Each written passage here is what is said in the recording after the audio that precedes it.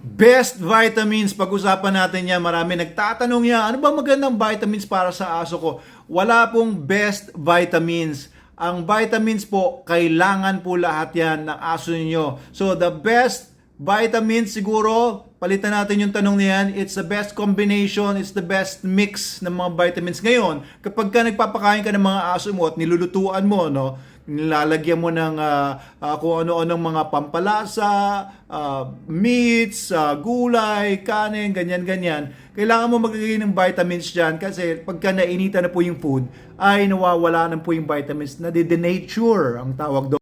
Pero kung gagawin niyo yan, siguraduhin niyo lang nasa tamang levels yung vitamins. Kasi ang vitamins po, dapat may tamang level lang siya per day. Kasi pagka sumobra yan, meron din tinatawag na vitaminosis or excess. Nagkakaroon din po yan ng toxicity pag sobra-sobra yung vitamins, hindi rin po maganda. Kapag masyadong mababa naman po, nagkakaroon naman ng deficiency. And minsan, may mga vitamins na hindi kailangan ng mga aso na kailangan ng tao. For example, vitamin C.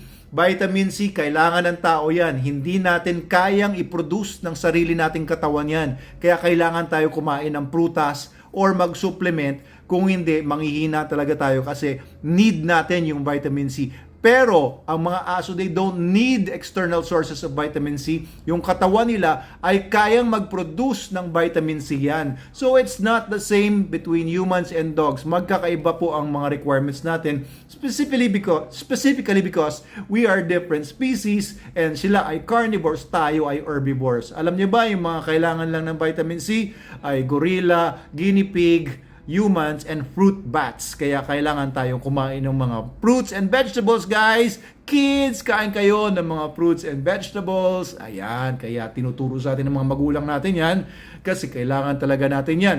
Ngayon, ang pinakamaganda po talaga is yung tamang mix, okay? Yung tamang combinations ng vitamins and minerals. Depende ngayon yan sa kung anong pinapakain nyo sa aso ninyo. Kung pinapakain nyo na ng SDN, dog food, hindi nyo na kailangan magdagdag ng mga vitamins kasi kompleto na po ito, nasa tamang timpla na. Tama na po yung nasa optimal, maximized optimal levels na po yung mga vitamins nito. You don't need, kahit na po nagpapakain kayo ng SDN28 or SDN21 or SDN21 beef or yung pampusa natin na SCN, you don't need to add vitamins already kasi nasa tamang levels na po yung bawat vitamins dyan. Pag magdagdag pa kayo ng kahit anong vitamins, masisira pa yung ginawa nating formula, yung tamang timpla. Okay? So, pag tinanong kayo, what is the best vitamins? Depende yan. Ano ba, pinapakain mo muna sa aso mo? Baka may sapat na vitamins na yon. Kung hindi sapat ang vitamins nun, tsaka nyo kailangan magbigay ng vitamins. Di ba? Kasi walang vitamins yung binibigay mo at naluto na. So, you need additional vitamins kung yun ang kaso. Pero, depende rin yon.